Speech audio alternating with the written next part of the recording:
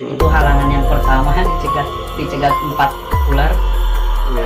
Yang kedua, benar-benar di depan mata, entah itu hewan, entah itu apa, masih hewan berbulu. Saya sampai merinding tuh ceritainnya bener, hewan berbulu tapi gede banget.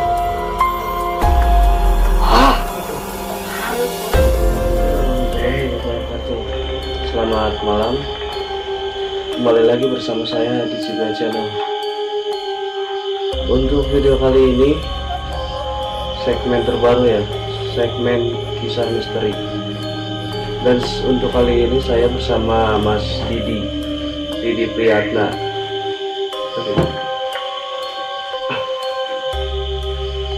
Ya. Oke, gimana Mas Didi kabarnya? Alhamdulillah sehat. Ya, alhamdulillah. Ini bintang tamu pertama saya ya di saksi misteri ini.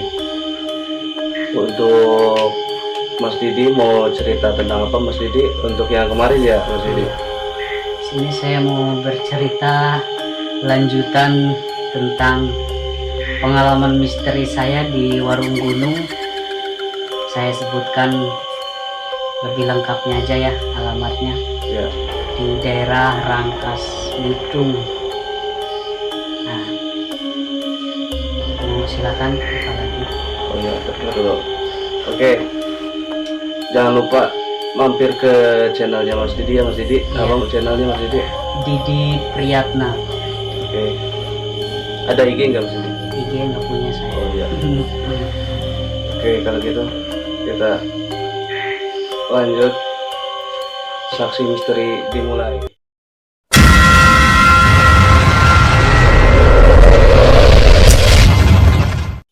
Oke Mas Didi, gimana nih Mas Didi? Iya, jadi Pertama-tamanya gimana itu Mas Didi? pertama-tamanya sekitar tahun 2015. Saya ingatnya tahun 2015. Ya. Entah itu awal, entah itu akhir, pokoknya tahun 2015. Saya berkunjung ke daerah Warung Gunung, Rangkas Bitung. Di situ saya bermain ke teman saya, ke rumah saya, bersilaturahmi. Ya.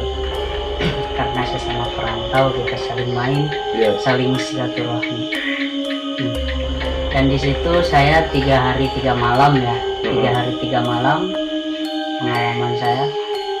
Di hari pertama saya bersosialisasi bersama teman saya dan keluarganya. Keluarganya termasuk istilahnya orang pintar lah.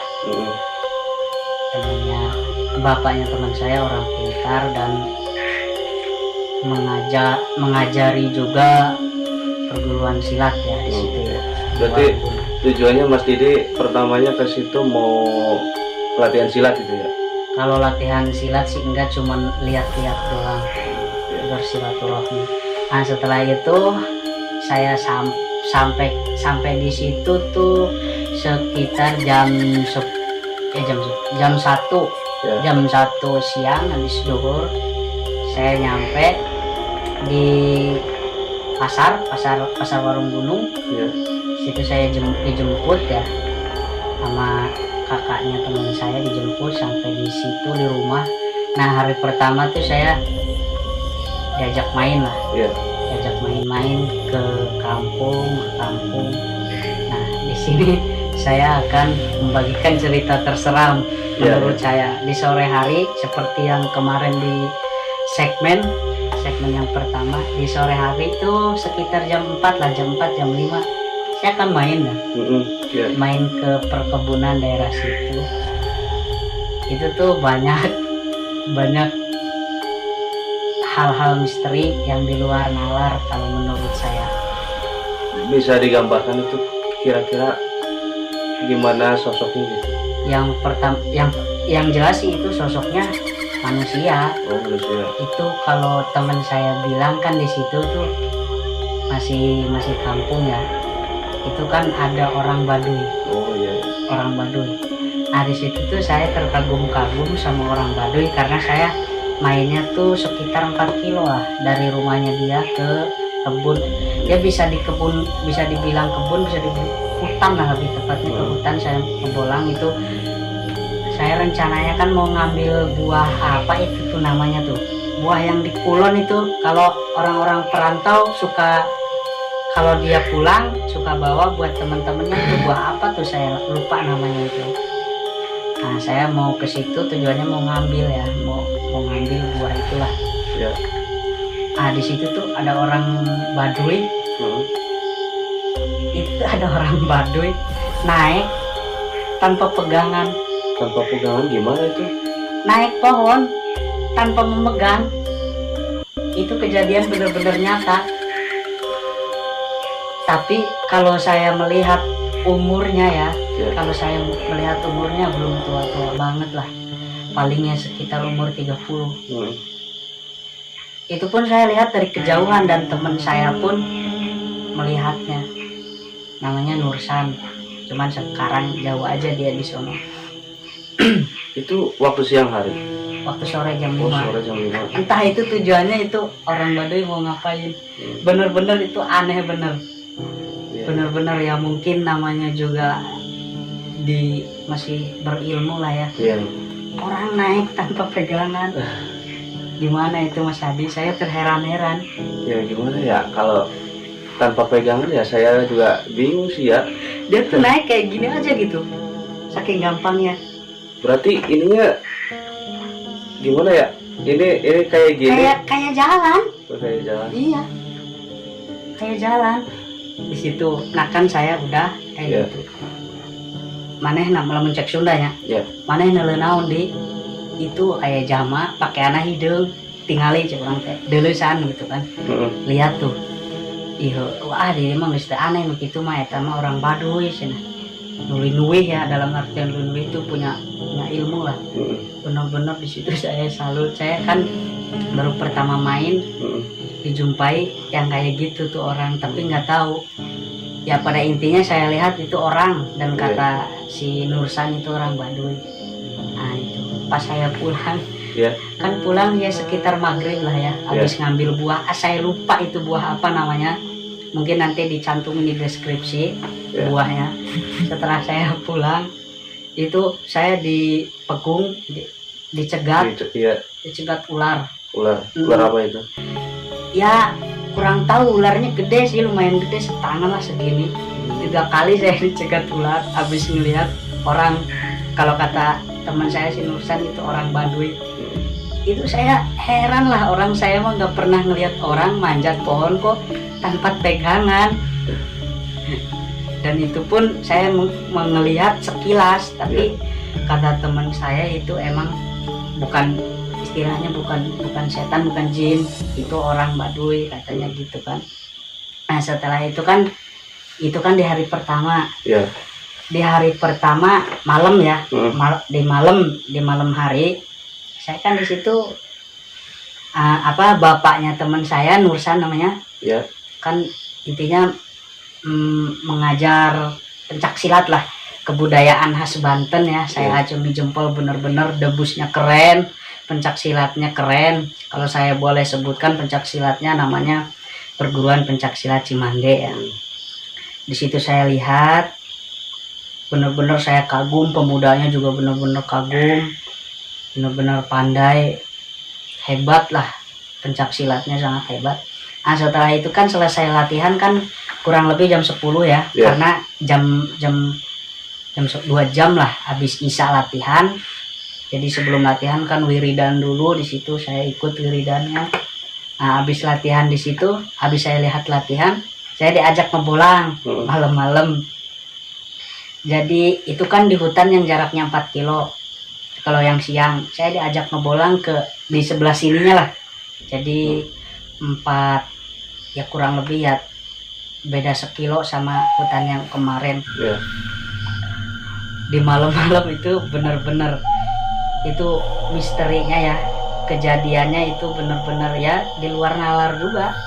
Ya mungkin kalau sekarang kan saya denger nih, di kita juga di Majenang juga ada kan yang namanya juri cumplung. Yang dari kelapa itu. Itu malam-malam bener-bener ini kelapanya ngejar-ngejar apa gimana? ini bukan bohong, bukan settingan, bukan real ya. Itu kelapa undar mandir, klutuk klutuk klutuk klutuk. Kalau teman saya mah udah nggak aneh, memang ada. Saya kan istilahnya itu apa ya? Ya takut ada, karena di situ cuman bertiga. Saya Nursan sama Oni. Di situ cuman bertiga. San, itu naon San? Kelapa cina. Hah? Masa kelapa bisa jalan sendiri? Udah gitu kan melintas gitu loh. Saya mau jalan lurus gini kan? Iya. Mau jalan, dia udah ada di depan. Mau jalan lagi, jadi kayak mencegah jalan kita gitu. Oh iya. Itu kelapanya masih hijau apa? Itu tuh batoknya doang. Oh, batoknya doang. Batoknya doang. Tapi bolong. Kayak batok kelapa yang dimakan tupai itu, bajing. Kalau di kita bilang klutuk, bukan kelapa utuh, batoknya doang. Batoknya doang. Itu baru awal pemberangkatan. Iya. Udah ada hal yang kayak gitu. Di situ kan intinya tujuannya ya, intinya kan mau ngetes lah. Iya. Mau ngetes, teman saya tuh mau ngetes hasil riadohnya, hasil tirakatnya mau ngetes. Dan kata bapaknya kan tuh di hutan situ ada barangnya, kata gitu kan. Ada barangnya, dites sama dia. Pas awal pemberangkatan udah dicegat. Juri cumplung, kata orang sini bilang mah ya, juri cumplung. Pas di tengah-tengah perjalanan, bukan di tengah-tengah, sudah sampai tapi udah mau pulang ya. Itu udah kejadian lagi. Kejadian apa lagi tuh? Jadi itu tuh kayak orang, tapi kecil banget. Kecil. Kira-kira kecil berapa senti? Kecil banget kayaknya. Berapa ya? Paling setengah meter lah, 50 sentian. Emang bentuknya kayak orang. Iya. Bentuknya kayak orang tapi berbulu gitu loh. Kalau di zaman sekarang di zaman sekarang kita bisa set di YouTube kan ada suku Mante tuh kan. Oh iya. Suku Mante yang mungkin di Sumatera kalau nggak salah. Ya kemungkinan kayaknya kayak gitu rupanya, tapi bisa disebut itu ya mirip manusia tapi kecil banget, hewan. Jadi berbulu kayak hewan gitu loh. Itu pas mau ya bisa dikatakanlah penarikan lah. Jadi teman saya lagi ngetes, saya dibawa pengalaman ke hutan situ. Jadi banyak yang di luar nalar. Itu baru kejadian 1 hari 1 malam, masih ada 2 hari 2 malam begini. Silakan apalagi yang mau ditanyakan, apa mau dilanjutkan apa gimana? Lanjut aja itu yang ke malam kedua itu. Malam kedua. Ya gimana lagi itu malam kedua? Jangan ke malamnya dulu ya. Siangnya juga ada. Ke siang ada. Oh iya. Sekitar ya belum siang sih. Jam 10 kan masih pagi lah ya. Kalau jam 11, jam 12 itu baru siang. Jam 10 saya mancing. Jam 10 saya mancing ya masih di teman saya di Rangkas. Mancing ke sungai. Dan di situ sudah dikasih tahu sama yang itu kan apa namanya, sawah. Kan ada sawah di situ, kayak bukan sungai sih, kalen, tapi banyak ikannya, ikan wader, ikan betik, katingnya juga ada, ikan yang kayak ikan kating gitu, apa patin kalau bahasa Indonesia bilang. Jang lamun bedug ya. Lamun bedug ulah nguseup di dieu mah balik. Kata petani. Iya, terus saya sama teman saya tetap mancing. Tetap mancing di bedug-bedug lah. Tapi ya memang jarak sawah dari rumah ya cukup jauh, melewati kebun gitu. Jadi nggak kayak di daerah kita lah. Di daerah kita kan bisa termasuk sawah, sampingnya kan bisa ada rumah. Kalau di situ agak jauh kan. Kalau di daerah Rangkas, saya mancing. Yang pertama dapat si Nursan, dapat ular. Tapi bukan ular kadut. Kalau ular kadut nemper lah, saya juga hobinya kan mancing. Ular kadut makan cacing, saya sering urek-ngurek belut juga pernah dapat ular kadut. mancing juga dapat pernah ular kado, tapi yang disamber ular hitam Kita. kayak kobra lah, tapi bukan king kobra, kobra Jawa bisa dimaksud. Itu kobra. Sinusan tapi yang dapat. Nah kayak gini kan diangkat, ide nah orai, pas dibuang sama joran-jorannya, dibuang kan otomatis yang namanya pancing kan nyantel lah ya, apalagi pak pancingnya lumayan gede sih. Pas dilempar terus teman saya ngelihat kayak gini udah nggak ada ularnya. Sebelumnya juga udah dapat pertanda juga sih, yang petani tadi si Mang itu bilang ya. lamun beduh ulah ngusep di dia mah itu. Si Nursan juga aneh, soalnya dia juga baru pertama mancing dapat ular, tapi pas dilempar ularnya nggak ada. Kalau ular asli kan otomatis dilempar kan saking kagetnya. Otomatis kalau dilihat kayak gini kan masih ya. Otomatis. Jadi nggak langsung istilahnya menghilang kayak gitu saja. Itu saya main ke situ bener-bener disajikan dengan hal-hal yang di luar nalar, bener-bener itu.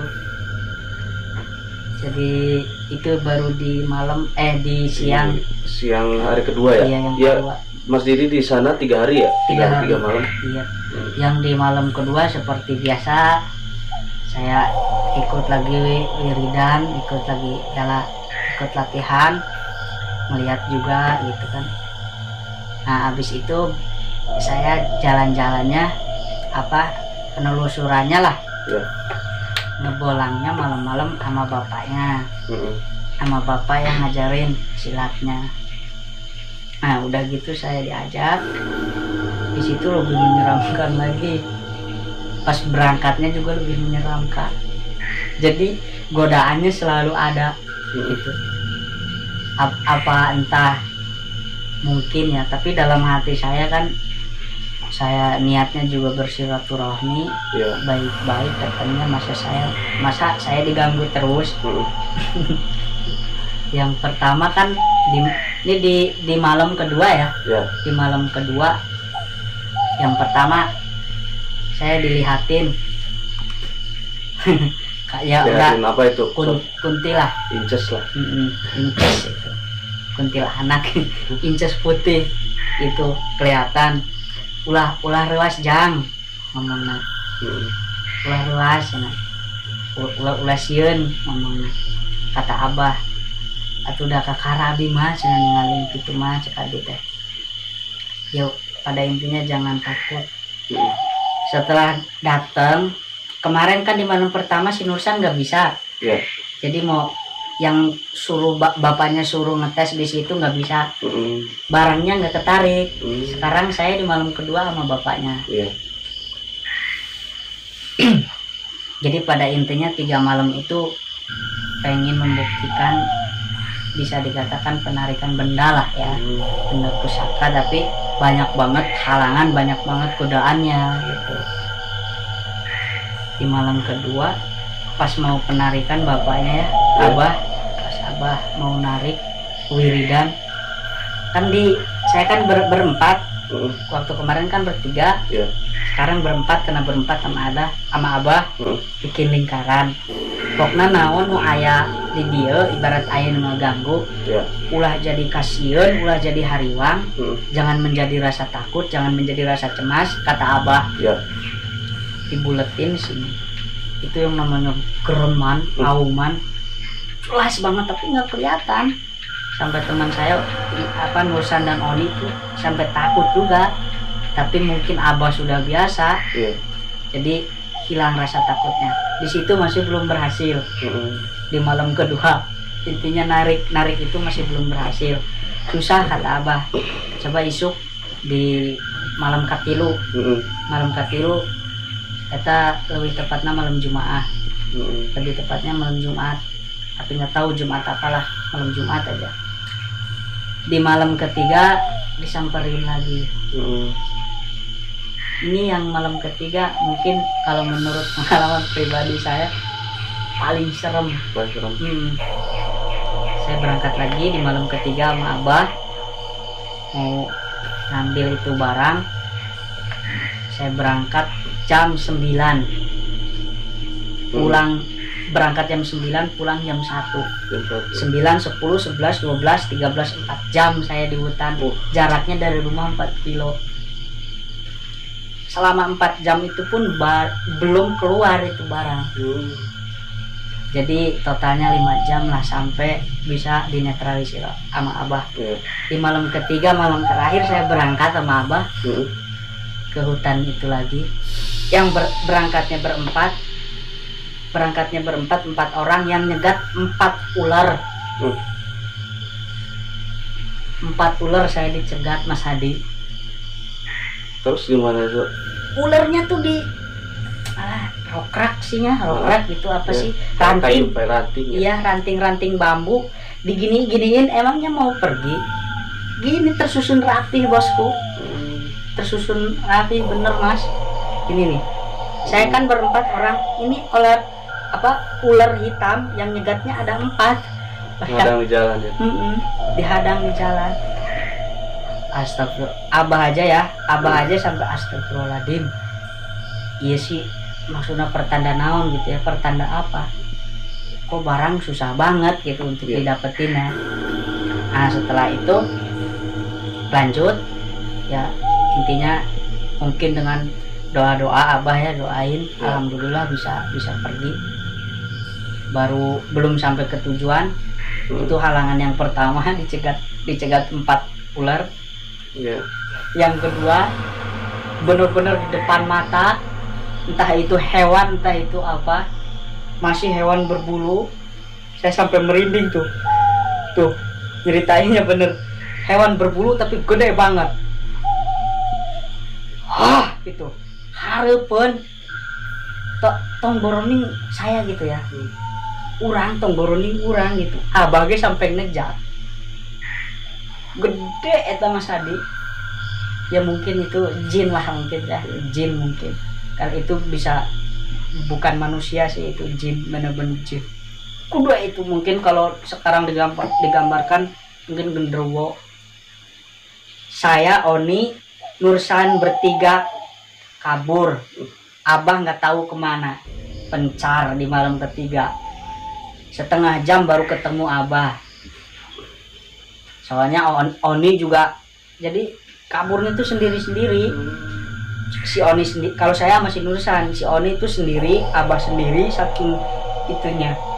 Saya sama Nursan juga cukup jauh, ada kali 20 meter. San, saya bilang gitu, San, ya di dia. Kumaha cenah, Abah kan di teangan, nyariin ya, nyari Abah. Tengah jam, alhamdulillah ketemu.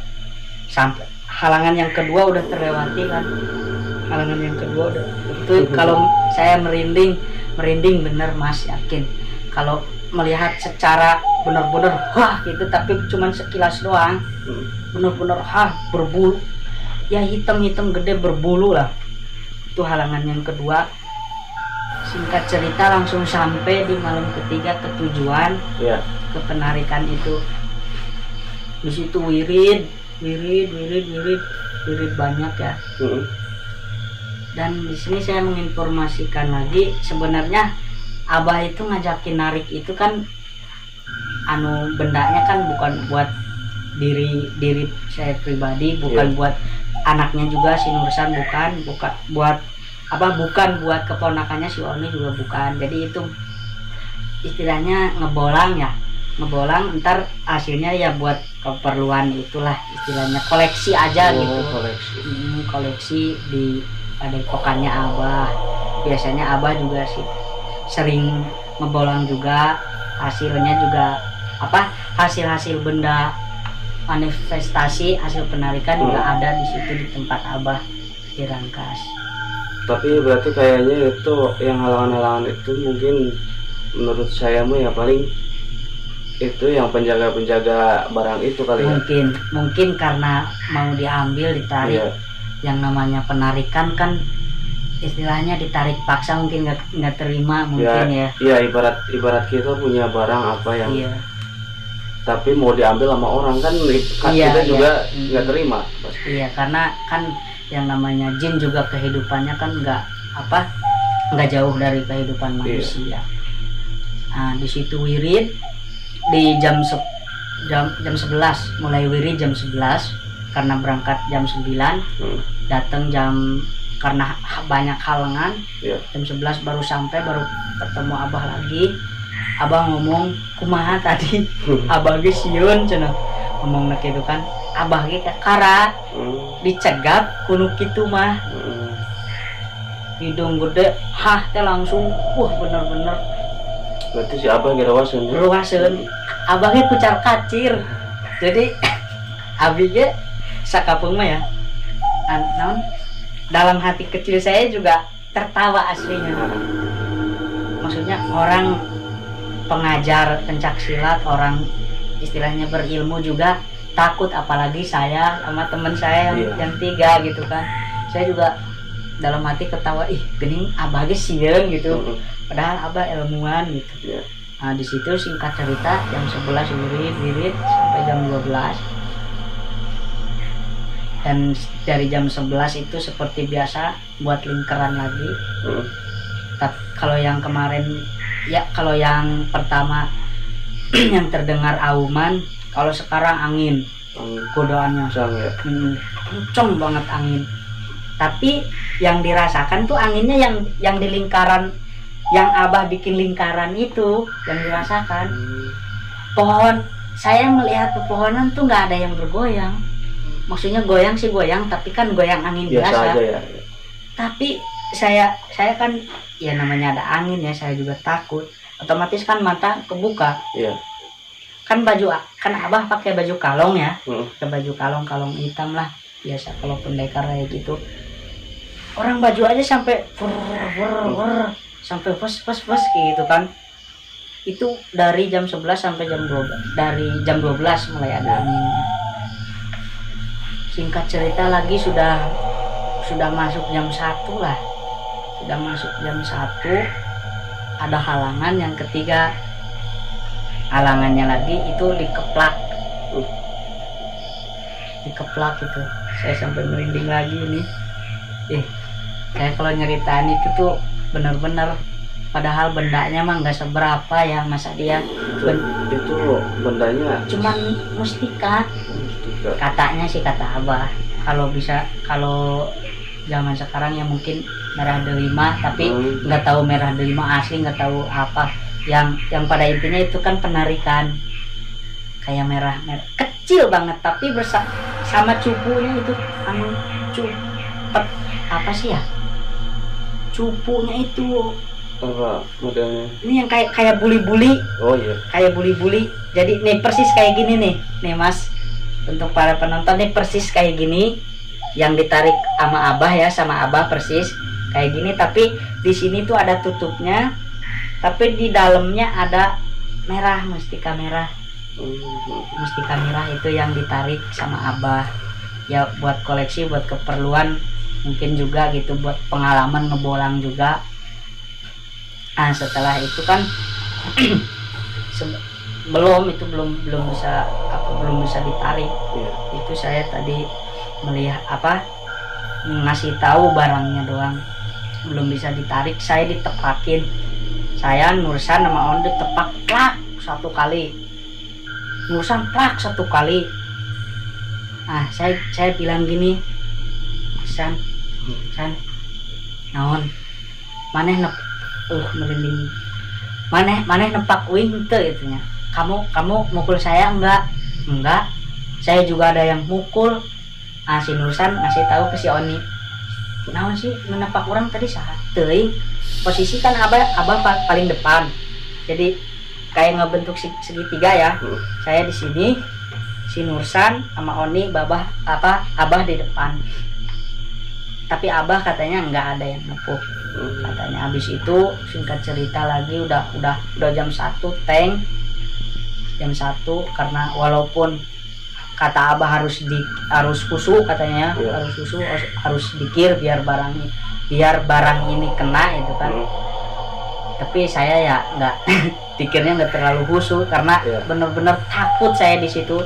Saya lihat HP udah jam segini belum juga itu udah perasaan tuh was-was, saya baru pertama kali diajak ngebolang sama anak bapaknya Nursan sama Abah di daerah orang, di daerah Rangkas. Itu bener-bener itu sekitar jam 2-an Mas Hadi. Jam 2 ya, jam 2 malam ya. Jam 2 malam bisa ketarik dan bisa dinetralisir. Udah dipegang, saya juga megang, bendanya megang bentuknya kayak gini lah, megang, saya pulang. Ternyata godaannya tidak sampai di situ doang. Pas pulang masih ada satu rintangan. Apalagi tuh?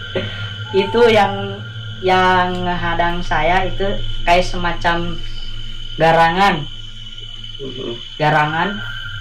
yang mungkin itu hewan asli, tapi matanya gede kayak mencek orang malasu nih. Oh iya, lasik juga meong yang mungkin yang namanya hewan nokturnal, hewan malam hari kan matanya bisa mengeluarkan lampu lah gitu, tapi gede banget ya Mas Adi.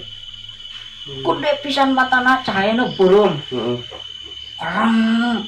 kereng gitu nih, ngagaik lamun cara airnya meureun kerucongkok bisa dibilang kerucongkok kata.